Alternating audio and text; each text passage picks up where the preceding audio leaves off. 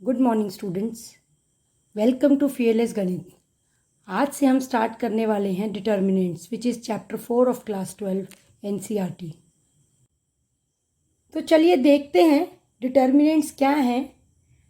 हमने इस तरह की इक्वेशंस लास्ट चैप्टर में करी हैं। मैट्रिसेस में हमने देखा लीनियर इक्वेशंस को हम मैट्रिक्स फॉर्म में लिख सकते हैं और हमने ये भी देखा कि इन्हें हम कैसे कैलकुलेट कर सकते हैं।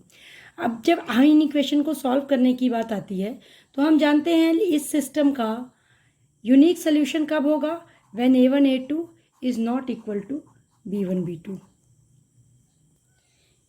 इसे ही हम थोड़ा सा आगे समझते हैं। If you cross multiply we get this thing, and अपने इस टर्म को अगर हम इस तरफ शिफ्ट करें तो हमारे पास जो एक्सप्रेशन आएगा वो है ये। इस सिस्टम का इन दो इक्वेशंस का यूनिक सोल्यूशन कब एग्जिस्ट करेगा, when a1 by a2 is not equal to b1 by b2। और वहाँ से हमें मिला a1 b1 minus a2 b2 is not equal to 0, है ना। ये हमें मिल चुका है। ये जो एक स्पेशल टर्म आप देख रहे हैं, ये स्पेशल टर्म हमारी इस मैट्रिक्स से भी रिलेटेड है। आप देखिए, if you cross multiply a1 into b2 minus a2 into b1 तो आपको यही मिलेगा। तो ये जो आपकी स्पेशल टर्म आई है ये कुछ और नहीं, वो इस मैट्रिक्स का डिटर्मिनेंट ही है। इसका अगर हम डिटर्मिनेंट की बात करें तो ये वाली टर्म हमारी इस मैट्रिक्स की डिटर्मिनेंट ही है। अगर हम एप्लीकेशन की बात करें तो साइंस एंड टेक्नोलॉजी में, इवन इकोनॉमिक्स में, सोशल साइंसेज में डिटर्मिनेंट्स का बहुत ज़्यादा यूज़ किया जाता है। सबसे ज़्यादा जो हम यूज़ करते हैं वो है लीनियर इक्वेशंस को सॉल्व करने के लिए, जो हम इस चैप्टर में सीखेंगे। तो देखिए, इस चैप्टर में हम क्या क्या करने वाले हैं। सबसे पहले तो हम डिटर्मिनेंट निकालना सीखेंगे कि कैसे कैलकुलेट करते हैं हम डिटर्मिनेंट और किसका कैलकुलेट करते हैं। फिर हम देखेंगे प्रॉपर्टीज़ ऑफ डिटर्मिनेंट, माइनर्स सीखेंगे और कोफैक्टर्स कैसे कैलकुलेट किए जाते हैं, क्या होते हैं। फिर हम देखेंगे कि एरिया ऑफ ट्राइंगल हम कैसे निकाल सकते हैं यूजिंग डिटर्मिनेंट्स। उसके बाद हम इन्वर्स ऑफ मैट्रिक्स निकालेंगे। पिछले चैप्टर में भी आपने सीखा है, लेकिन वहाँ आपने रो ट्रांसफॉर्मेशन से सीखा है, यहाँ आप किसी और मेथड से सीखेंगे।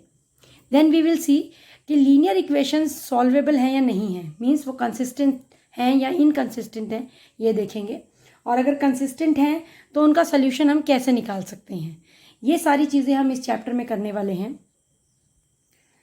To every square matrix aij of order n we can associate a number which is called determinant of that matrix।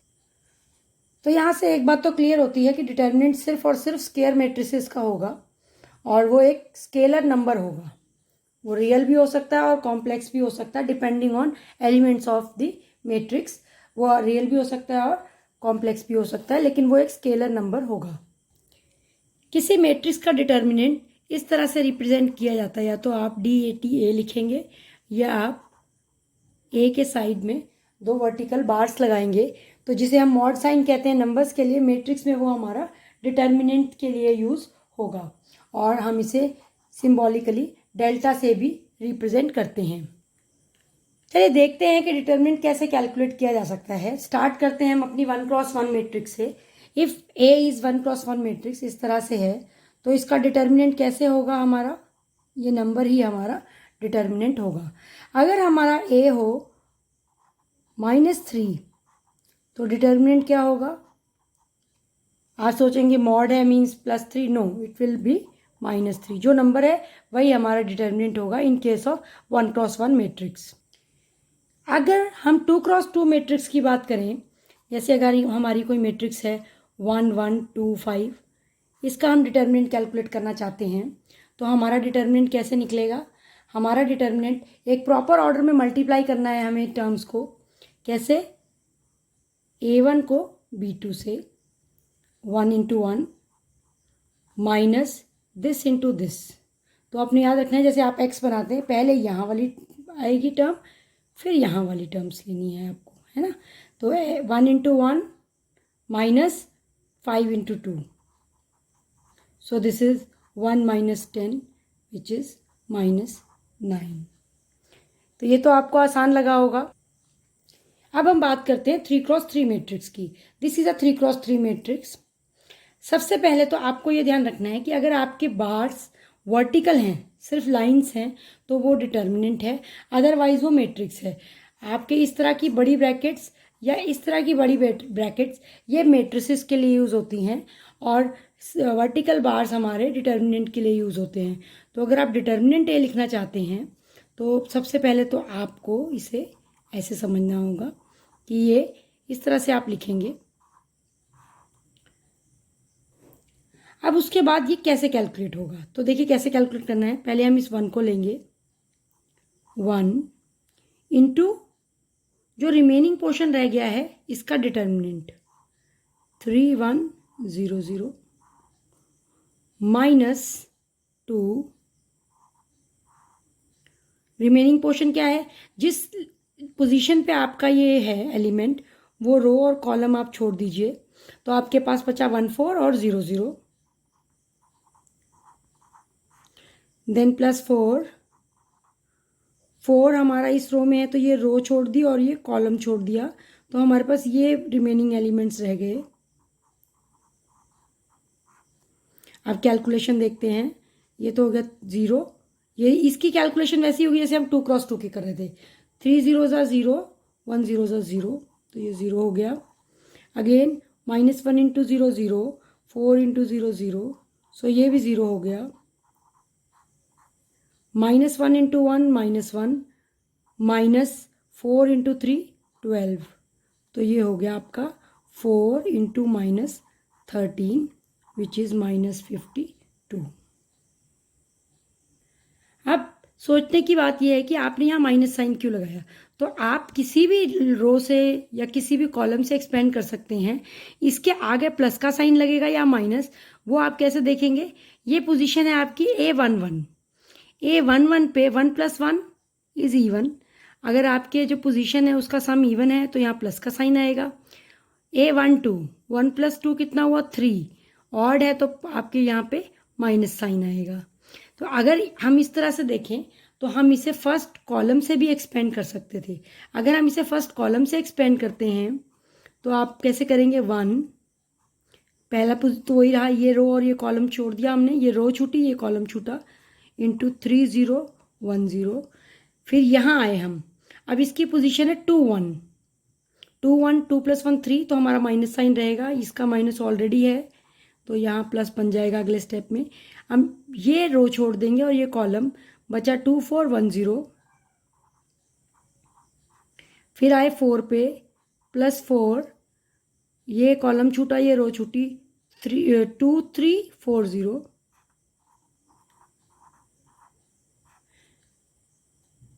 तो ये हमने कैलकुलेट कर लिया। उसी तरह से 3 0 0, 1 0 0, 2 0 0, 1 4 4, 2 0 0, 3 4 12, तो ये बचा आपका -4 -48 विच इज़ -52।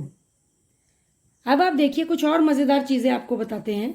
आप इसे ऐसे किसी भी, आप फर्स्ट रो से जैसे कि ऐसी आप सेकंड रो से कर सकते हैं, थर्ड रो से कर सकते हैं। फर्स्ट कॉलम से जैसे कि वैसे आप सेकंड कॉलम या थर्ड कॉलम किसी से भी आप एक्सपेंड कर सकते हैं। अब कैसे आप चूज़ करें कि आप किससे एक्सपेंड करें, वैसे तो आप किसी से भी करेंगे तो आंसर सेम आएगा, लेकिन आप वो रो या वो कॉलम चूज़ करें जिसमें मैक्सिमम 0 हो। जैसे यहाँ देखिए, अगर C3 को आप देखते हैं तो मैक्सिमम 0 है। अब देखिएगा कैसे हम इसे एक्सपेंड करते हैं। यहाँ हम करते हैं तो हम करेंगे 4, अगर हम C3 से एक्सपेंड तो ये हुआ 4, leaving this row this column, बचा हमारे पास ये पोर्शन -1 4 3 1, फिर ये 0 है, ठीक। पोजीशन इसकी होगी 2 3, 2 3 का मतलब है माइनस का साइन 0 0 इंटू दिस पोर्शन है ना, 1 2, क्योंकि ये कॉलम छूट गया ये रो छूट गई, 1 2 4 1। अब अगले पे आए +0, ये आया हमारा, ये छूट गया और ये छूट गया, तो वो 1 2 -1 3। अब यहाँ मज़े की बात यह है कि यहाँ 0 होने से ये 0 ही हो जाएगा, तो आप ये नहीं भी लिखेंगे तो कोई फ़र्क नहीं पड़ेगा। तो हमें क्या देखना है, सिर्फ 4 इंटू दिस, बाकी 0 इंटू दिस तो 0 होना है, 0 इंटू एनी डिटर्मिनेंट 0 होना है, तो हमारे पास सिर्फ यही आएगा। आप देखिएगा यहाँ क्या आता है, -12, 4 इंटू -13 इज -52। तो देखिए किसी भी तरह से आप निकालेंगे आपका आंसर हमेशा सेम आएगा। तो डिटर्मिनेंट कैलकुलेट करना हमें आना चाहिए और हमें यह भी पता होना चाहिए कि हम किसी भी रो और किसी भी कॉलम से कर सकते हैं। प्रैक्टिकली जब हम क्वेश्चन करेंगे तो हम उस रो या उस कॉलम को चूज करेंगे जिसमें मैक्सिमम जीरोस हों। Now let's start our exercise.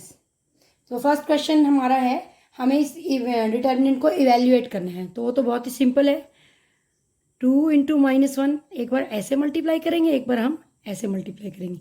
2 into -1 -2, minus, ये ध्यान रखना है आपको कि जब आप ऐसे करेंगे तो पहले आपने माइनस का साइन लगाना है, into -20। So this is -2 + 20 which is 18। Second question, first part आपके पास ये है, तो उसी तरह से determinant calculate, this into this, cos theta into cos theta, cos square theta, minus sine theta into sine theta, यहाँ पे माइनस का साइन है, sine theta into minus sine theta, it is minus sine theta.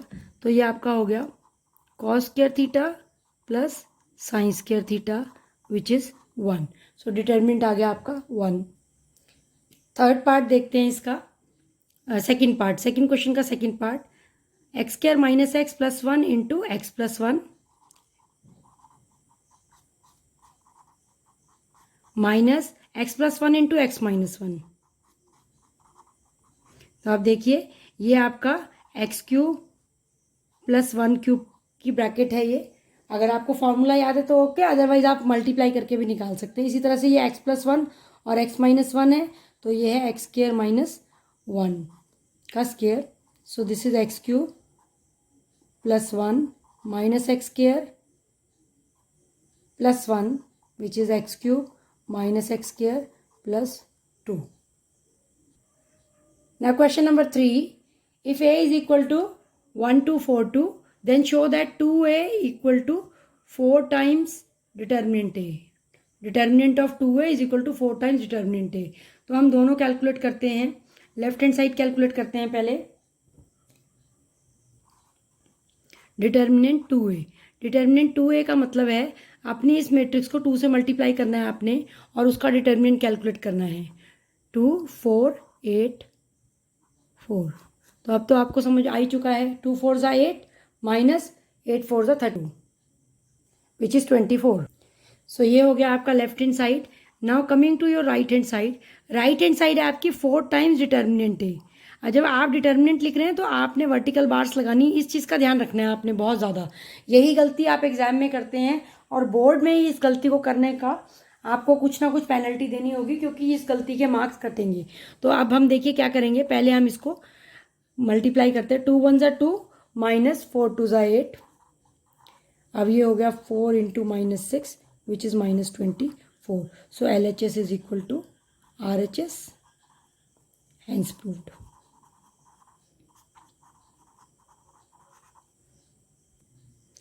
Coming to next question, fourth में आपके पास 3 cross 3 matrix दी हुई है और आपको ये कैलकुलेट करना है। जैसे ऊपर किया हम वैसे ही करते हैं, लेफ्ट हैंड साइड देखते हैं पहले, 3 टाइम्स डिटर्मिनेंट ए कैलकुलेट करते हैं। पूरी मैट्रिक्स को हम 3 से मल्टीप्लाई करते हैं, 3 0 3 0 3 6 0 0 12, ये आ गया हमने। अब इसका डिटर्मिनेंट कैलकुलेट करना है। वैसे तो ये अपने आप में 3 क्रॉस 3 मैट्रिक्स और डिटर्मिनेंट कैलकुलेट करना बहुत मुश्किल लगता है, लेकिन देखिए इस कॉलम में आपके पास 2 जीरोज हैं, है ना। तो अगर हम इस कॉलम से एक्सपेंड करें इसे तो ये बड़ी आसानी से हो जाएगी। तो 3 इंटू ये रिमेनिंग पोर्शन आपका 3 0 एंड 12, और फिर 0 इंटू समथिंग -0 है, ये 0 इंटू समथिंग +0। तो ये पोर्शन तो हमें कैलकुलेट करना ही नहीं पड़ेगा। आप चाहे तो यहाँ लिख सकते हैं एक्सपेंडिंग बाय C1, और अगर आप नहीं भी लिखेंगे तो ये अंडरस्टूड है। तो ये कैलकुलेट करते हैं हम, कितना आया 3 इंटू 12 हो गया 36 माइनस 0, 6 इंटू 0, तो ये 0 ही होता है आपका। तो ये आ गया आपका 108। अब देखिए कितनी आसानी से कैलकुलेट हो गया ये। अब इतनी ही आसानी से हम राइट हैंड साइड कैलकुलेट करते हैं। 27 इंटू डिटर्मिनेंट है, सो 27 इंटू डिटर्मिनेंट है, डिटर्मिनेंट तो हमारा ये बन गया। जो भी आएगा उसे 27 से मल्टीप्लाई हमें करना है, बस इतना याद रखना है हमें।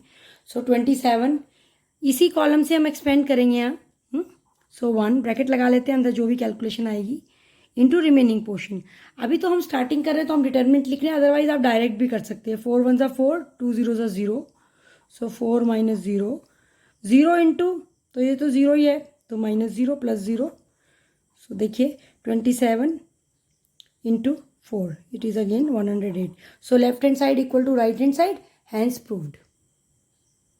ना क्वेश्चन नंबर 5, यहाँ हमें 3x3 की मैट्रिसेस दी हुई हैं और उनका डिटर्मिनेंट कैलकुलेट करना है। तो ये फर्स्ट पार्ट है हमारा। फर्स्ट पार्ट में अब आप देखिए इस रो में आपके पास 2 जीरोज़ हैं, तो आप इसी से एक्सपेंड करेंगे, एक्सपेंडिंग बाय R2। आप किसी से भी एक्सपेंड कर सकते हैं, बस आपको वो साइन का ध्यान रखना है। नाउ 0 इंटू, अगर आप करते हैं तो ये रो और ये कॉलम, ये रो और ये कॉलम छोड़ेंगे, लेकिन वो 0 आएगा इसलिए 0 लिखिए, ठीक है। तो यहाँ पर आपके पास रहेगा नेगेटिव साइन। आप ऐसे भी ध्यान रख सकते हैं, यहाँ plus minus plus minus plus minus plus minus plus plus minus plus, ऐसे भी याद रख सकते हैं, और एलिमेंट की पोजीशन के अकॉर्डिंग तो रख ही सकते हैं। तो ये 2 1 पोजीशन है तो यहाँ माइनस का साइन आएगा, फिर प्लस 0, फिर माइनस। अब ये प्लस माइनस इसलिए ज़रूरी क्योंकि जहाँ 0 है वहाँ तो कोई फ़र्क नहीं पड़ेगा, लेकिन जहाँ 0 नॉन ज़ीरो नंबर है, जहाँ 0 नहीं है वहाँ फ़र्क पड़ेगा। सो -1 इंटू रिमेनिंग पोर्शन, जो आपके पास बचा हुआ हिस्सा है। अब आपका ये वाली रो छोड़ दी और ये कॉलम छोड़ा, तो आपके पास आया 3 - 1, 3 - 5। तो अब आपके पास जो भी आ रहा है आप इसे कैलकुलेट कर लें, क्योंकि यहाँ माइनस है तो ये +1 बन गया, -15 माइनस ऑफ -3 इज +3। सो आपका आंसर आ गया यहाँ पर -12। तो देखिए 3x3 थी, लेकिन थोड़ा सा हमने सोचा और सही तरीके से कैलकुलेट किया तो एक ही लाइन में कैलकुलेट हो गया ना। ये हमारा सेकंड पार्ट है, इसे कैलकुलेट करना है। अब यहाँ तो ज़ीरोज़ है नहीं, तो नॉर्मल कैलकुलेशन हम यूज़ कर लेंगे। 3 into remaining, determinant of remaining portion, ये आ गया आपका remaining part, minus of -4 plus 4 into determinant of remaining part. Remaining part means 4 हमारा फर्स्ट रो का सेकेंड एलिमेंट है, तो फर्स्ट रो और सेकेंड कॉलम छोड़ दिया, 1 2 -2 1। फिर इसी तरह से 5 के साथ ये हमारे पास आ गया। ये आपका कैलकुलेशन सबसे सही होना चाहिए। अगर ये कैलकुलेशन सही नहीं होगा तो आपको प्रॉब्लम है, यहाँ क्वेश्चन आपका सही नहीं निकलेगा। तो ये देखिए, ये तो सिंपल कैलकुलेशन है, this into this minus this into this, 1 + 4 बना, this into this minus this into this, तो ये बना 3 - 2। अब ये सिंपल कैलकुलेशन आप बड़ी आसानी से कर सकते हैं, 3 × 7 प्लस 4 × 5 प्लस 5 × 1, तो ये आपका आ गया 21 25 विच इज़ 46 ना। ये आपका थर्ड पार्ट है। थर्ड पार्ट में ज़ीरोज़ तो हैं, लेकिन हर रो में एक ही ज़ीरो है, तो हमें बहुत ज़्यादा टेंशन नहीं लेनी। आप कभी भी ऐसे नहीं करेंगे, हमेशा first row second row third row rows या कॉलम से एक्सपेंड करेंगे। डायगनली आप एक्सपेंड करने की कोशिश मत कीजिएगा। चलिए आप देखते हैं कैसे इसमें करेंगे हम। फर्स्ट रो से हम एक्सपेंड कर रहे हैं, तो अगर हम फर्स्ट रो से एक्सपेंड करते हैं तो 0 इंटू रिमेनिंग पार्ट, तो पहले तो 0 ही हो गया, देन -1 इंटू रिमेनिंग है ये और ये, -1 -2 -3 and 0 plus 2 into remaining, -1 -2 0 and 3, ये आपका आ गया। तो ये तो सिंपल ही था, 0 है इसलिए ये तो 0 ही हो गया, और इधर क्रॉस में भी 0 हो गया, तो ये आ गया आपका। So your answer is 0। Now next part, इसी तरह से अब आप देखिए इस रो से एक्सपेंड करेंगे तो आपके पास एक 0 है, इसका आपको फ़ायदा मिलेगा। तो आप इस तरह से कर सकते हैं बड़ी आसानी से इसको। अब यहाँ भी 0 है तो ये तो ख़त्म हो गया, ये आ गया -5, ये तो 0 वैसे ही चला गया, 3 minus minus +1 +4, so answer is -10 +15 which is 5। Now this is your question number 6। आपको यहाँ भी डिटर्मिनेंट निकालना है 3x3 मैट्रिक्स का। तो आप उसी बेसिक बात का ध्यान रखेंगे जो आपको बताई गई है। जब भी आप डिटर्मिनेंट निकालेंगे you will always use vertical bars. अब इसके बाद यहाँ भी कोई 0 नहीं है, तो आप इसे अपने हिसाब से एक्सपेंड कर सकते हैं। फर्स्ट रो से एक्सपेंड करते हैं इसे, तो ये हमने इसे फर्स्ट रो से एक्सपेंड किया है। अब इसके बाद ये जो कैलकुलेशन पार्ट है ये आप बड़ी आसानी से कर सकते हैं अगर एक बार आपने ये सही कर लिया है। तो इस तरह से आप इसे कैलकुलेट करके अपना आंसर लिख सकते हैं। 3 यहाँ ये आ गया -3 प्लस 3 -6। So answer is 0। देखिए 3x3 मैट्रिक्स है लेकिन डिटर्मिनेंट इतना डरावना नहीं है जितना कि हमें लगता है। अभी तो आपको ये बताया कि ऐसे थोड़े आप एक्सपर्ट हो जाएंगे तो आप डायरेक्ट यहीं से ये स्टेप लिख सकते हैं। आप इस स्टेप को स्किप भी कर सकते हैं अगर आप एक्सपर्ट हो गए हैं। नाउ क्वेश्चन नंबर 7 बहुत ही स्पेशल क्वेश्चन है अपने आप में। ये आपको एक्स निकालना है और इस तरह से दिया हुआ है। अब आप सबसे पहले ये ध्यान रखेंगे कि ये मैट्रिक्स नहीं है। जब आपके पास यही क्वेश्चन इस तरह से आएगा तो ये मैट्रिक्स का क्वेश्चन होगा। मान लीजिए मैं ऐसे ही लिख देती हूँ, ये ऐसा कुछ क्वेश्चन आ गया तो ये एक मैट्रिक्स का क्वेश्चन है। यहाँ आप एलिमेंट वाइज कंपेयर करेंगे। लेकिन अगर आपके पास वर्टिकल बार्स लगी हुई हैं तो ये मैट्रिक्स का क्वेश्चन नहीं है, आप एलिमेंट वाइज कंपैरिजन नहीं कर सकते हैं। आपको दोनों तरफ मैट्रिक्स कैलकुलेट करनी है और उसके बाद ही 2 1 ज़ा 2 -5 2 ज़ा 20 और इस तरफ 2x², 6 × 4 -24। इस तरह से होगी यहाँ कैलकुलेशन। और यहाँ क्या था, यहाँ एलिमेंट वाइज कंपैरिजन था। अगर इसी को हम मैट्रिक्स में कन्वर्ट कर दें, डिटर्मिनेंट को ब्रैकेट्स बदल दें तो ये क्वेश्चन दूसरी तरह से होगा। लेकिन फिलहाल ये हमारा ये क्वेश्चन बन रहा है। सो आपके पास ये आ गया -18 = 2x² -24। सो आप लिख सकते हैं 2x² = 6। सो x² = 3, x = ±√3। इसी क्वेश्चन का सेकंड पार्ट है आपके सामने। तो उसी तरह से हम पहले डिटर्मिनेंट कैलकुलेट करेंगे। 2x2 के डिटर्मिनेंट में x की तरह करेंगे हम। पहले ये 2 मल्टीप्लाई फिर ये 2 मल्टीप्लाई।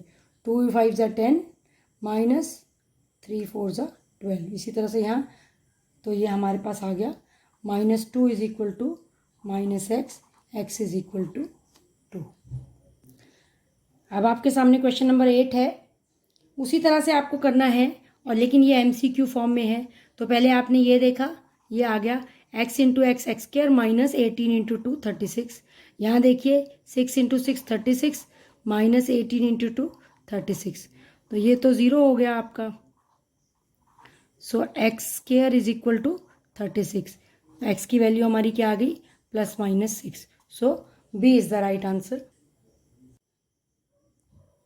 तो आज के लिए इतना ही। फिर मिलते हैं अगली वीडियो में डिटर्मिनेंट्स के अगले टॉपिक्स के साथ।